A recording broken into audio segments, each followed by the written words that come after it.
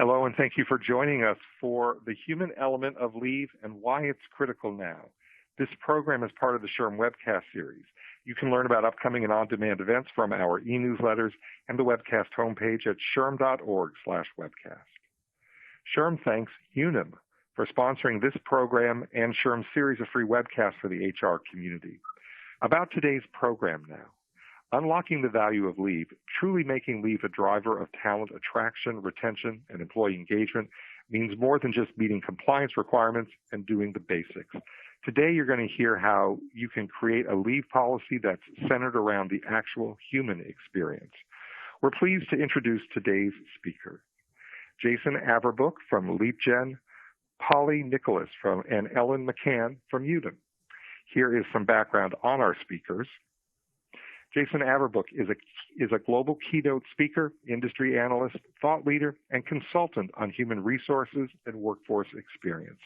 He's the co-founder and CEO of Leapgen, a digital transformation company shaping the now at work. Author of The Ultimate Guide to a Digital Workforce Experience, Leap for a Purpose, Mr. Averbook seeks to broaden executive mindset to rethink how to better design and deliver employee services that exceed the expectations of the workforce and the needs of the business. Prior to founding Leapgen, Mr. Averbook served as the CEO of the Marcus Buckingham Company. Polly Nicholas is the Senior Vice President of Solutions at Unum. With more than 20 years of experience driving growth and operational improvement and a passion for connecting people, purpose, and results, Ms. Nicholas leads Unum's rapidly expanding solutions business, attracting new clients and expanding support provided through a suite of cloud-based solutions, including Total Leave, behavioral health, and HR Connect solutions. Prior to Unum, she held leadership roles at global firms Alight Solutions and Aon Hewitt. Moderating our program today is Ellen McCann, an Assistant Vice President at Unum. Ms. McCann combines more than 30 years of employment law experience with practical knowledge of the complexities of leave and accommodation management to create solutions that help employers manage the complex leave process. She supports Total Leave, Unum's digital leave management solution, and Unum Vaccine Verifier, a simple, secure way to verify vaccination status and manage exemptions and COVID testing compliance. Previously, Ms. McCann worked in the Employment Law Group, providing support to Unum's Absence Management Center. With introductions complete, I'm pleased now to turn over the webcast microphone to our moderator, Ellen McCann. Thank you, Mike, and thanks everyone for being here today. We have a really exciting agenda to go through today, and I think everyone's going to really be pleased with the webinar and the content you'll hear today from our speakers, Polly and Jason. We are going to first have Jason walk us through a discussion of the role of HR in the now of work. And you may be asking, what is the now of work?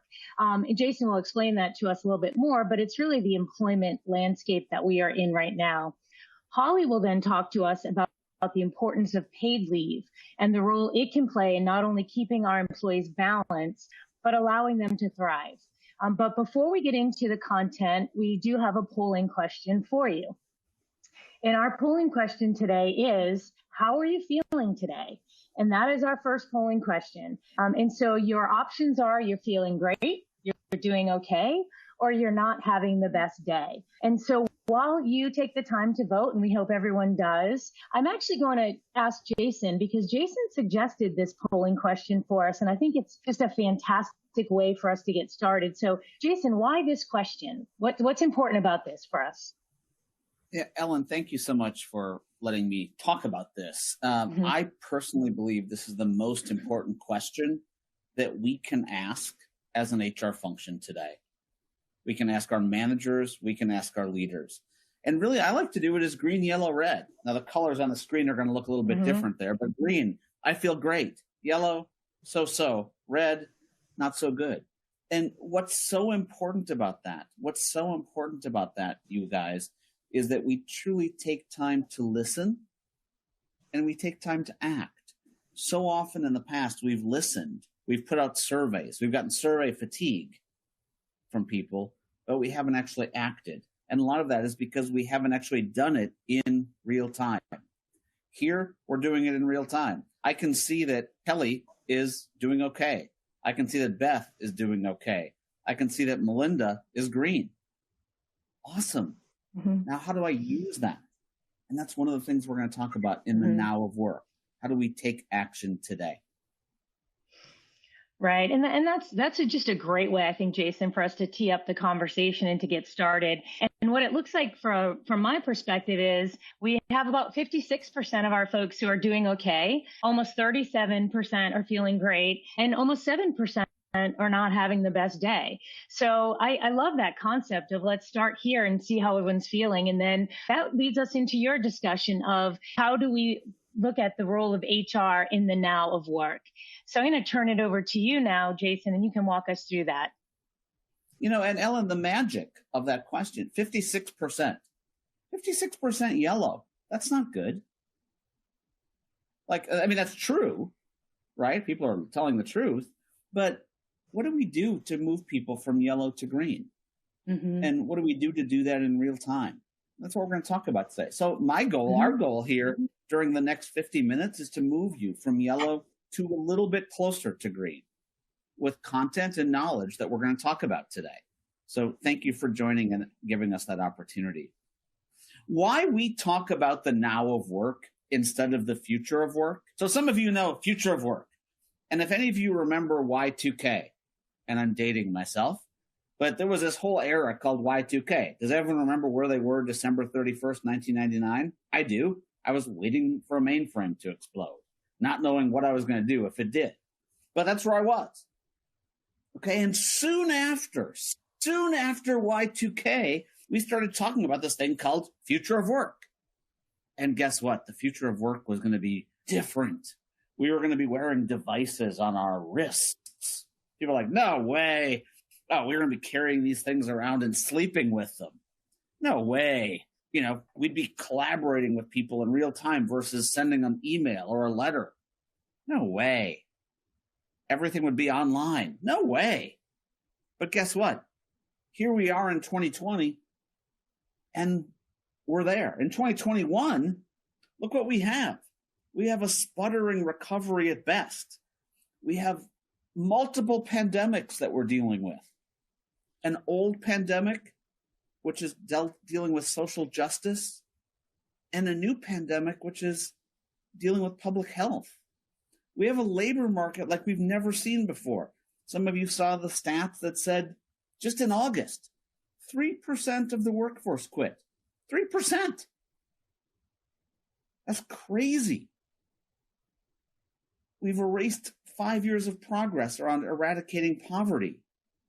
And we've really got this whole concept of the Great Resignation, which any of you that follow me online, and if you don't, happy to have you, I think is one of the stupidest things that we've ever said, because we're not really talking about a great resignation. What we're talking about is a great awakening and a great reawakening about what matters. What matters most is that we're humans. What matters most is how we feel. What matters most is that experience wins. So very, very important to keep in mind as we think about this now of work. And we can't afford to think about the future right now, because we're dealing with huge challenges right now, and HR has been on the front lines. People are either burnt out or a lot of people are betrayed. And I'm not going to go through all of these stats. That's why you get copies of these slides. But it's really important to understand that the thing, the word, the phrase that allows us to think about the now of work most appropriately is empathy. Empathy ties to understanding. And when we think about empathy and we think about understanding, we have to take into account how people feel. The F word. How people feel. The other thing that we have to do from an HR function is to realize that our job, more than ever, is to stop focusing on counting people and start focusing on making people count. And the way we make them count is to focus on where they're at. The only way we know where they're at is how? By asking them, by understanding. Once a year engagement surveys aren't going to work. Asking if you're green, yellow, or red today, and what can I do to actually change that and take action is going to be key. So when we think about what this now of work and why we've got things like leave that are so important today is because we are not at a point where a peanut butter spread approach to an answer makes sense. What's going to work for Ellen?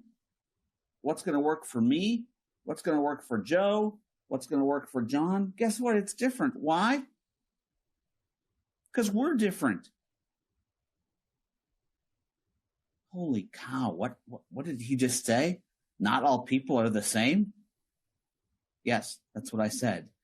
We are humans outside of work.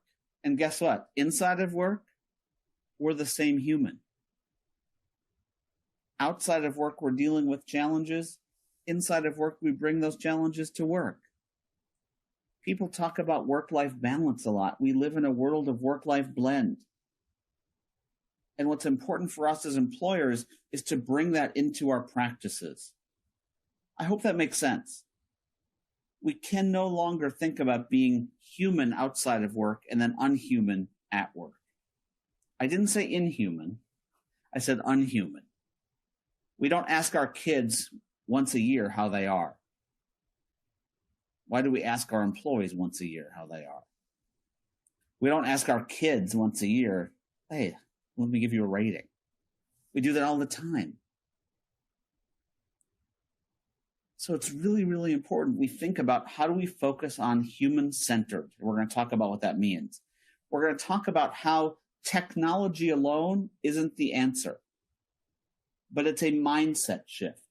The most important skill that HR leaders can have today is that of adaptation. What does adaptation mean? It means unlearning. It means not doing the same things over and over again. How do we think about our policies and our strategies to drive change? And lastly, how do we want to think about talent? Our COEs are broken. Our COEs in HR are broken, and they're badly broken because talent acquisition focuses on talent acquisition, talent development focuses on talent development, comp focuses on comp, benefits focuses on benefits. What am I? I'm a whole person. I don't need to know all that blah, blah, blah, blah, blah, blah, blah stuff. I don't even know how to spell HR, nor should I.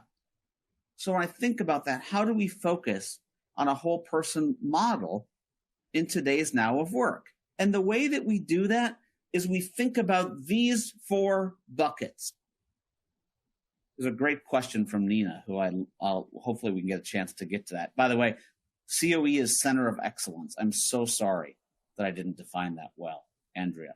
COE is Center of Excellence, okay? So when we think about digital in the world we live in today, in the now of work, every HR organization must be on a digital transformation journey. It will never end. And take a digital-first approach. What digital-first means does not mean technology. What digital means are these 4 components on the screen right now. A combination of A, what's our mindset? What's our vision? What's our strategy? And how will we measure success? B, who's our audience? So many of us in HR have designed HR processes for who? Us.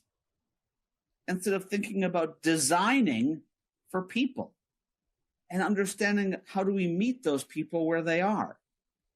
Third, realizing that processes, so many of us say, oh, we need process, we need process, we need process. Cool. Employees hate processes. Employees and managers work through journeys. Those journeys make them feel good, feel important, feel like it's a great place to work.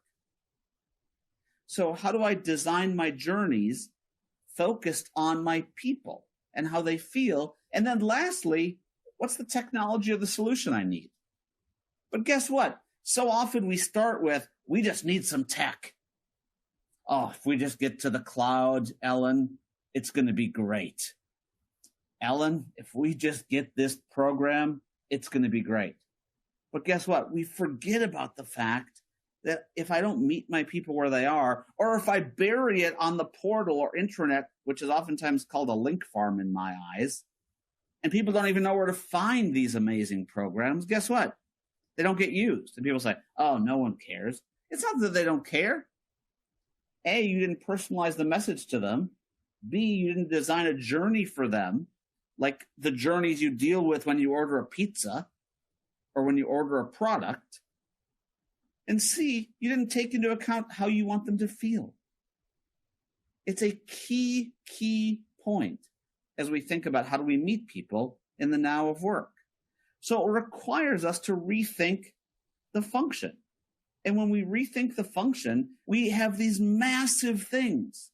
And one of the things I'm going to beg you all on this call to do is to go to your leadership team and say, what do we want to be great at? Versus what is it okay to be okay at? Versus what should we stop? Work has changed. Workers have changed. Business has changed. What should we do? Stay the same? That's insanity. We need to change. So we need to understand exactly what we want to be as a people function going forward, what we want to be great at, and put in place those programs and those journeys to do that. The way we do that, and one of the things that drives me, sorry, Ellen, to get so passionate about this, but crazy right now is this whole concept of return to work. And why it drives me crazy is because I've been working my butt off for the last 2 years, as you all have. You are all frontline employees that deserve a ton of praise, A, but B, have been dealing with stuff that you never thought you'd deal with. And now, oh, let's return to work. What, excuse me? Return to work only deals with the physical component, and it should be return to office, not return to work. But what's so important to realize is that as all of work has changed, business has changed, workers have changed, we have to take into account these other 4 components of a whole person approach. So there's the physical side of it, which is just the where we work and how do we show up, which is great, very important. But then there's also the emotional side. How do we feel about what we do? Why can you not go get a cup of coffee any longer from 6 a.m. to midnight? Because those coffee places were not making people feel good about what they did. And what did they do? Left. What's going to make people happy? The social component. How do we not just get people connected? Like Polly and I, we're connected right here. Like we're connected via the internet. You all, thousands of people are connected to this webinar. But guess what? We're not building connection with you until I actually say, Nina from Carfax, I care about your question. I'm going from connected to building connection, to building trust, to making sure that you feel a connection to what it is we're doing. Spiritual. What is the purpose of my organization and how do we align to it? What we're going to talk about today through the rest of this is leave. What an amazing thing to talk about aligning to purpose. And it's not just a benefit. Stop calling it a benefit. It's a key component to what drives people in the now of work. Intellectual. How we grow. Some of you have seen that all over the place, these marketplaces of talent, they're coming out there. career, finding a place, finding my path, finding my mission. Why is that important? Because we all want to feel like we're doing this for a reason. We're becoming better people. So important. So we have to shift from HR tech. What is HR tech? HR tech means technology for who? HR. To a world of people. To a world of people and people solutions. So I want to turn this back over to Ellen after those opening comments around the now of work. And we'll have some time for questions later on. But so important. Our time, your time is now. It's not in the future. It's now. Thank you, Jason. And that was really powerful. And I was nodding along with you so much that I think I'm probably going to have a sore neck later, because so much of what you said I think it just resonates so well with me. And I know with everyone else on the call, because we've forgotten, right, that, and this is going to sound trite, but human resources, the human really is what we should be focusing on. And most of us are off focusing on other things and not paying attention to the human element. And perhaps we wouldn't be in the Great Resignation if we took more time to do exactly what you just described. So that was just wonderful and very insightful, very powerful. And thank you for that. And I know we'll be hearing more from you as we continue. But before we shift over to Polly, who's going to talk about just the critical role of leave in this journey and in this process, we do have another poll question for you. And that is, does your company currently provide paid family or medical leave? And your choices are yes, no, or I don't know. And it's okay if you don't know.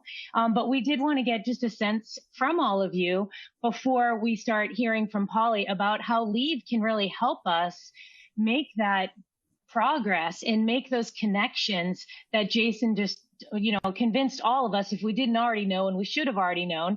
But if we weren't convinced before how important this is, we are convinced now. And so we want to know, what are you already doing with regard to leave for your employees? Because it is such a way for your employees to find some balance, find that peace of mind that they need to be whole people in and outside of work. And so I think at this point, we've had about 50% of our attendees have responded. So we'll give this another few seconds for others to respond again. But I think what we're really going to hear Polly talk about is how we can use leave to really translate into making the promises that Jason just reminded us we should all be making, and how we can make good on those commitments. And so with about 60% of our folks already responding, we have 63% of folks saying that they're currently providing paid family and medical leave. 33, a little bit over 33% are saying no, and 3% are saying they don't know. So good start. We have, obviously a clear majority here that are providing leave. But Polly, why don't you take us through a little bit more about the impact of leave and why leave is really so important to our workforce.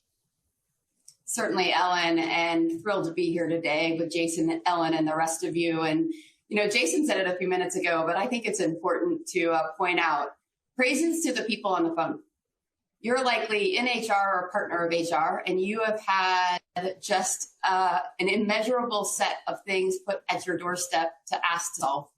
And certainly leave is one of those critical topics, but you also have probably been a guiding light for your organization to do just that, to help with the human side of the work that's ahead of you. And so thank you for all you do every single day to keep HR and businesses running forward in really unprecedented times. I love Jason's sort of 5-point view on caring for that whole person. As an individual in HR, maybe the conversation has shifted to not just productivity, but how do I help my teams, my people, my organization, not just survive through the last few years, but what does Thrive look like? How has it changed? How have I, as an employer, changed the role that I have and the relationship I have with my employees? Jason highlighted that. How often are we stopping to ask how our people are?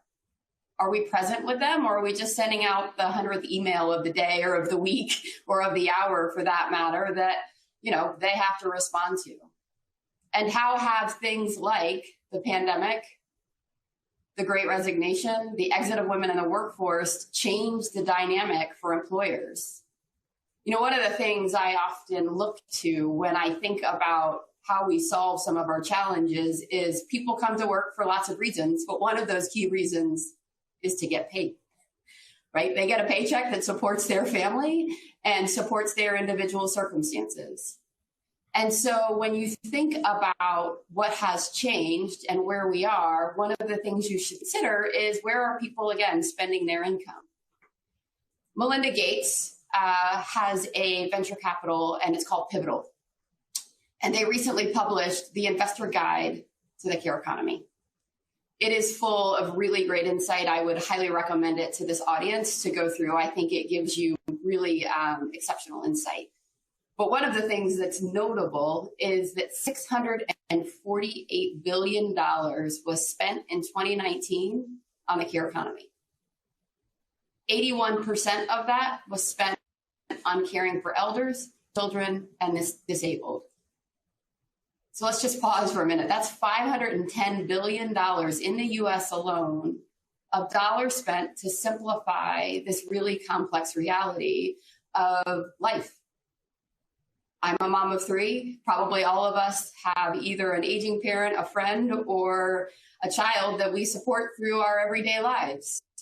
And the bottom line is that people across social and economic groups are spending money, whether it be something as simple as, logging into care.com to find a childcare provider, or spending even more money to care for an elder or an adult or aging parent that has a unique set of needs and needs to be in outside of home care.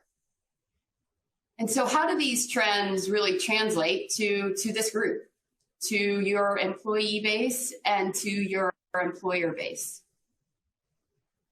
I think you all probably each have reflected on the last year and a half or so and have found new ways to support your people, or you're at least trying. And those people look like, working parents who might have a child at home Zooming to get their education.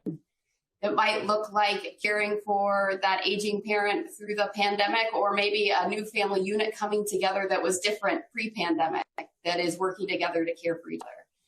And employers have observed that there is a real need out there that probably wasn't even clear pre-pandemic. And on top of that, as you think about what that means, kids are wonderful and families are wonderful, but when someone's not well, it can create a mental stress and potentially a physical stress. And so that burden is real, and that burden is part of that whole person that Jason talked about. Do we actually know why that person isn't doing well? When we think about our audience, if you're having a tough day, is that even work-related? Or is it something that's happening outside of work that is influencing how you feel about just getting through the next week or couple of days? When employers were asked how much of a priority is behavioral health for your organization over the next 3 years, 93% said extremely or moderately. Yet this sort of behavioral health, mental health conversation is one that employers are still sorting out how they play that role. So I do want to help my whole person, but how do I create trust? Do they expect mental health support from their employers? Are my EAP plans working? Are they the right solution? And so they're faced with an interesting set of challenges. So let's shift to the employee. We've talked a little bit about where they're spending their money. How are they rating the things that are important to them and the things they expect from their employers? A statistic from Willis Towers Watson 2021 employer survey notes that the flexible work and leave were the second most important benefit an employer could offer. The second most important benefit. I was on the phone with a consultant earlier today, a senior advisor across the health and wealth practice for a leading consulting firm. And he said that leave and behavioral health were the top 5 number one concerns of employers today. What are they doing about this category of leave? And so you might think, oh gosh, leave is tied to a specific generation, or some of these needs and changes are tied to a specific generation. In fact, it is impacting broad groups of people. So as many of us know, millennials are the largest working generation we have in the workforce today. And millennials have said through the pandemic, right, I'm struggling with financial stress. I'm not exactly sure how I'm going to make ends meet. And across those generations, mental health is just a critical and key issue. And the rise of mental health needs is, a topic all on its own that I know the SHRM team has thoughtfully and will continue to care for employers. It really is a key topic. And so, who else is impacted by some of the things that have transpired? What other groups are we all thinking about, and should we be focused on as we think about our workforce? It's women. It's working women. The total number of women who have left the labor force since the start of the pandemic has reached over 2.3 million. It's staggering. It's a staggering number. Representing the participation of women in the workforce similar to levels of 1988.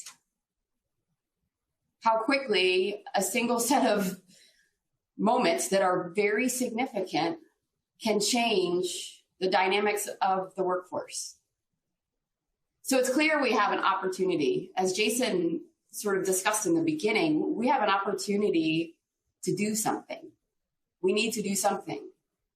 And to Jason's point, we need to define, all of us within our HR categories, what we're going to be exceptional at, because it means we're going to have to stop doing some things.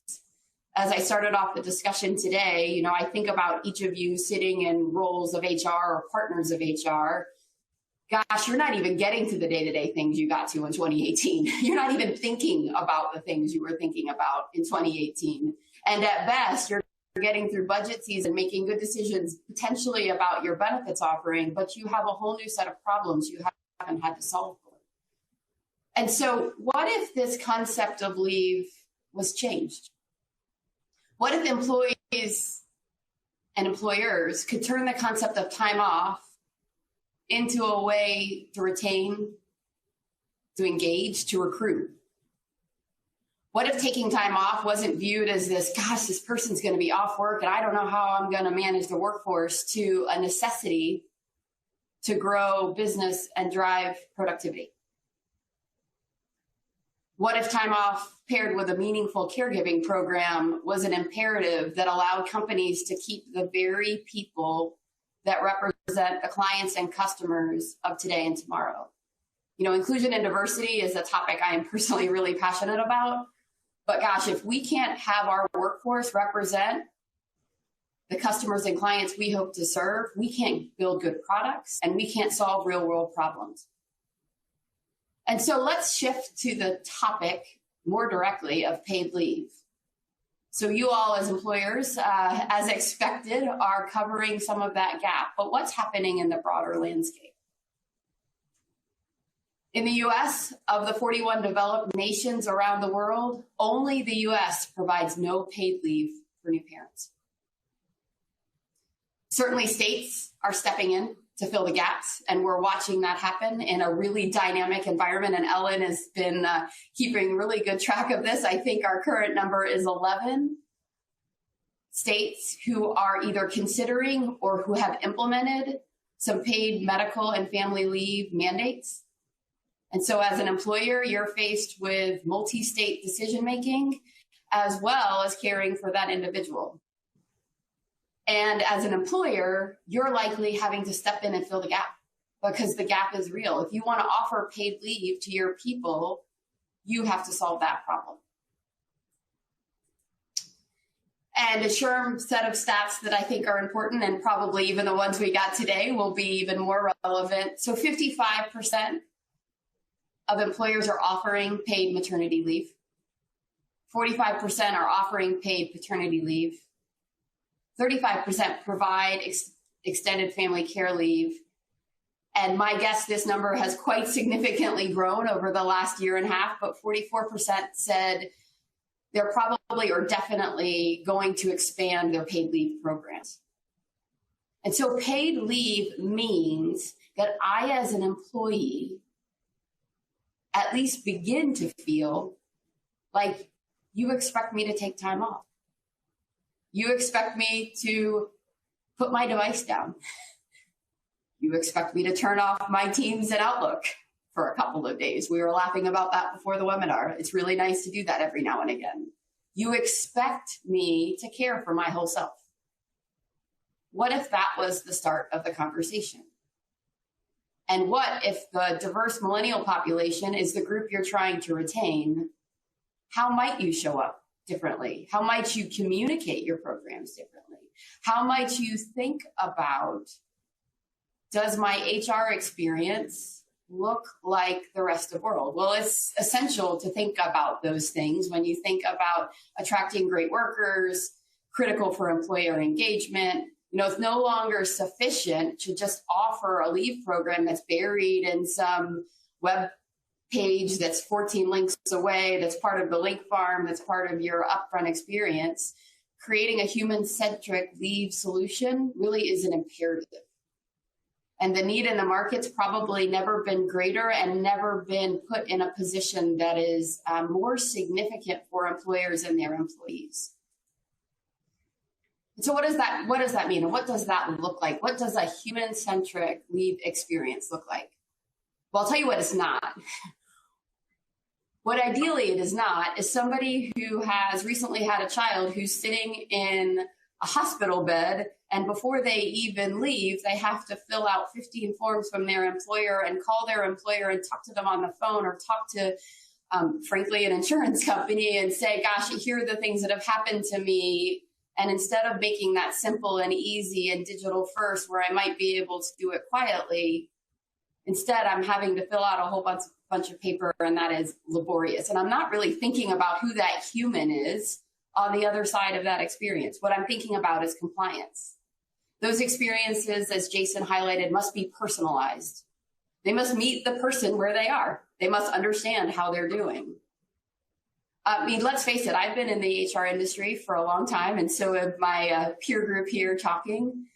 You know, HR and benefits as an industry is still making the transition from this concept of the compliance-based experience that ensures I'm protecting my employer and I'm protecting HR to a consumer view, to someone who is actually thinking about, instead of what is happening in retirement, what is happening in health, what is happening in payroll, who is the receiver at the other end of those things? Who is that consumer? And life outside of HR looks very different, right? We're all used to being micro-targeted and getting information when we need, as we need it. And we frankly are loyal to the capabilities that make it easy for us to live our day-to-day lives, whether that's the app on the phone or when you need to reach a representative in an environment where you do need to talk to somebody, getting to that person is easy. And that person is an advisor, not a transactor, but a person who's going to help you navigate the complex things. Because if you could navigate them on your own, you'd probably pick up your phone and do it on your device. You probably wouldn't pick up the phone to talk to somebody. So Jason mentioned it too, this concept of, okay, so I've gone on leave. And the great news is somehow I navigated through my HR experience to figure out how to do it. And I understand a little bit more about what that possibility is. Now I'm quote unquote returning to work, whether that's pandemic returning to work or returning to work because I've been out on leave. Have we created the right space for somebody to return to work? Do they feel safe? Does it mean if, by way of example, they were out on leave because they were caring for a family member, that family member no longer is ill? Probably not. Probably it means they've just gotten to a place where it's manageable. And so how are we creating a safe place for people to come back to work? We've got to ensure the actual leave experience is strong. So from how they access and learn about their leave options. So how do I even know what's possible? Because that's confusing. And I might have a state rule that's just been mandated, and I might have an employer opportunity. I might have a federal set of solutions. Are we just actually thinking about that individual and what they need and how they can think about the time they can take off? It's really the micro and the macro here. It's creating a safe place to ask for time off. It's potentially thinking differently about how you budget and plan for mental health space. Am I thinking about my workforce management differently as I walk into this concept of needing to provide paid leave so people can take care of their whole selves? It's about creating this balance of high touch when I need it and usable, consumable high tech that looks like everything else I'm interacting with on an everyday basis. In this new day, a human-centric leave experience is important. As an employer, you're thinking about the trade-offs between retaining your best people, and I know we're all faced with that dilemma, right? Gosh, this person just left last week, and they were critical to my business. But I also need to give them the space to bring their whole selves to work, and I need to create an employment arrangement that is the now of where I expect to be at work. And so as employers are working through this decision, I would encourage you to inspect. How are you communicating? How are you thinking about your leave program? Who is providing the service, and what does that experience look like for your employee? Because if they've gone out to initiate a leave of absence, they're likely already in a point of distress, right? They already have likely mental health stress. They already have potential physical stress. And so they're already in a place of vulnerability. So finding out how they're doing and making that process easy couldn't be more important. And so programs across the board need to be revamped. They need to be reconsidered, and thought leadership about this transformation couldn't be more important. And so I'm going to pass it back to Ellen, because I know the audience has a number of great questions that you want to be sure to address. But Ellen, as I do that, you've been in the leave space for a really long time, and you've seen it from a variety of vantage points. How do you think about what's changed in the dynamic of leave? What is different than it was 2 years ago, and how are employers thinking about it? Right. And I think you touched on a lot of the issues that some employers are already starting to think about. I think a lot of employers still have a long way to go. And so webinars like this and hearing from you and Jason really can help them change and have a paradigm shift of how they look at leave. But I have seen employers start to make the connection.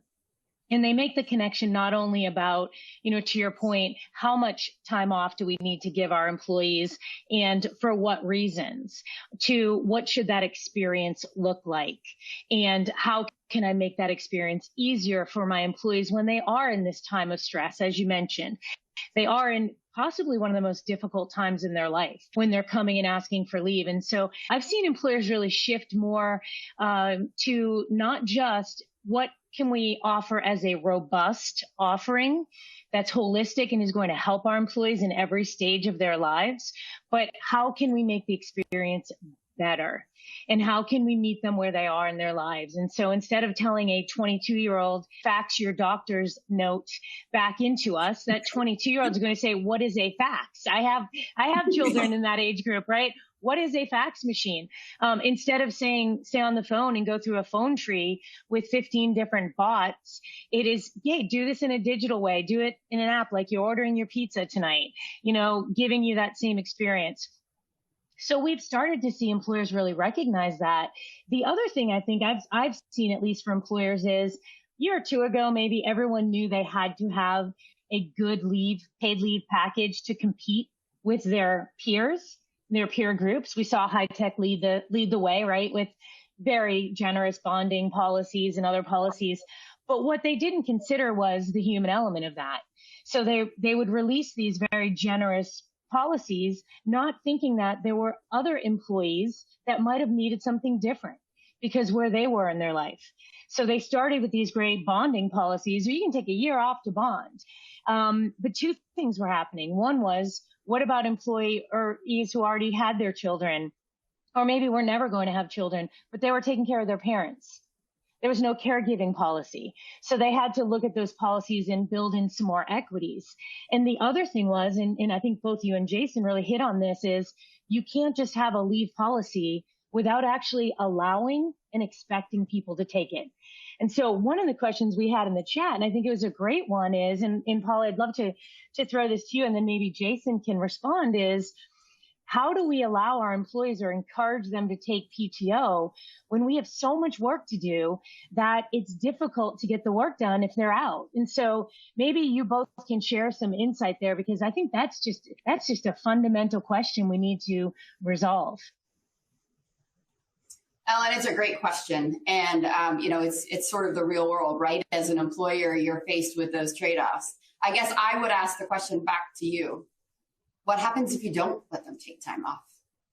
What happens if you don't let them take time off? I mean, there is this concept that if we just get more and more done, we'll get more and more output. Well, maybe there's work that isn't the most important. Maybe it's getting clear at the top line what the vision is and how we achieve our business results. And maybe it's finding out how people are. It's stopping long enough to find out how people are. And if that person needs to take time off, and that means they stay with you in your employer-employee arrangement you've set up in the now of work, great. That is actually maybe a more important outcome than the actual work itself. Jason, I pass it to you. Yeah, I mean, Polly, in the now of work, I mean, as I said earlier, this work-life balance thing is turning into a work-life blend. And the line is pretty fuzzy. So, Ellen, you look like you might be at home, or there's, we expect a dog to come walking in any minute, and, all of that being said, we have to realize that, the concept, and by the way, this is why personas are so important, because the different kind of worker, a deskless worker, a knowledge worker, knowing the worker and how we think about giving them messages about why they should take leave is important. Ellen, if you're working at home, quote unquote, and you also can care for a pet, cool. Or you can care for a kid at the same time, cool. If I have to go to an office or I have to be working at a restaurant, or there's someone behind you, Polly, who has to be there because he's responsible for cleaning, it's going to be more important for them to actually take time off away from the facility. So for me, it's really like, what is in it for someone to take that time off? How do you convince people to take time off? By convincing them and showing them the value that when they come back, they're going to be more themselves. They're going to be able to bring their whole selves to work. We all burn out. But that's why the concept of understanding the people is so important, because what's going to matter to a mom who has to take care of 3 kids who all of a sudden, are home because of COVID is completely different than what's going to matter to, a single woman who is looking for, who doesn't have that same kind of dependence. So I hope that answers the question. To me, it's more about, you have to think about what you do to help people bring their whole selves to work. And if it's taking time off, great. If it's making their time on better, weirdly that I said that, but making their time on, not time off, better, great. But it requires us to do a little digging and say, what's going to make that person whole? Right. No, it's great. It's great feedback. And I think the other thing perhaps you could both comment to as well is, and you pointed it out, yes, I am here working from home in my home office. Many folks who are listening probably are as well. One thing I found with the pandemic was, you talk about the work-life blending, Jason. Well, there was literally no separation in certain times because my office is in my home, and many other people feel the same way. So do you have any tips for employers on, particularly for your employees who are working remotely, how can you make sure that they remember that, their office may be in their home, but they still need to walk away and have time for themselves and have that off time, if you will. So they're better on their on time, as you noted. Yeah. I mean, for me, Ellen, it's about branding. It's about messaging and branding. And how do we make sure that we help people understand to block their calendars? We help people to understand what it means to do Ellen, there's something to be said about walking away, but there's also something to be said for the type of work you're doing while you're working. If I got together with you and Polly and myself, and we just had a coffee, and all we could do during that time was talk about something other than work, guess what? is that doesn't all of a sudden feel like work as much anymore. We used to do that in the physical workplace. We can still do that in the hybrid workplace, but it just takes some intentionality. So for me, it's designing what that now of work looks like in today's world and making sure that people understand the what's in it for them to taking part in some of these practices. Why would you play an online game, for goodness sakes, with someone, with 30 people, like what kids do with Kahoot? Because it makes, like, you see Polly smiling there? It just made her smile, right? The same thing that would happen at a water cooler if we said, hey, Polly, I really like your shoes. We all need that affirmation, and we all need to be able to smile like that. Like I said, that's why it's important to realize we're humans. We're not humans outside and then robots inside. We're humans the whole way.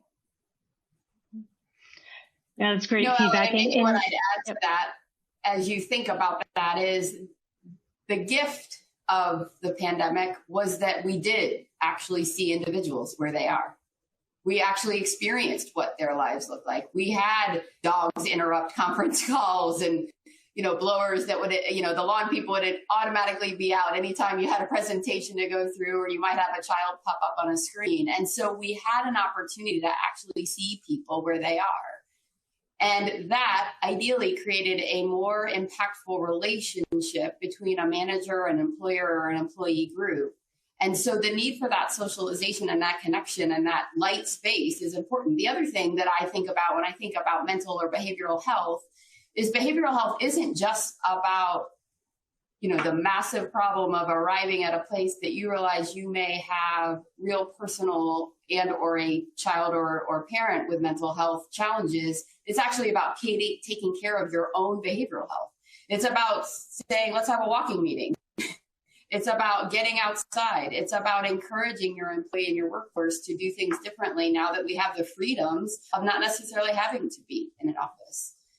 And then finally, I know that many organizations that I've talked to, even in the last 6-10 months, are thinking differently about the budget process as they walk into 2022 and about that communication and branding process. How do I talk about time off? How am I encouraging time off? How am I thinking differently about maybe putting that mental health break on somebody's calendar? And in particular, in roles where people are very customer facing, whether that be in a coffee shop or whether that be, maybe on the phone with an individual who may be facing something that's unusual that they're caring for in a customer service role. Those roles are really critical and frankly costly, but those folks are our front lines. They're our brand.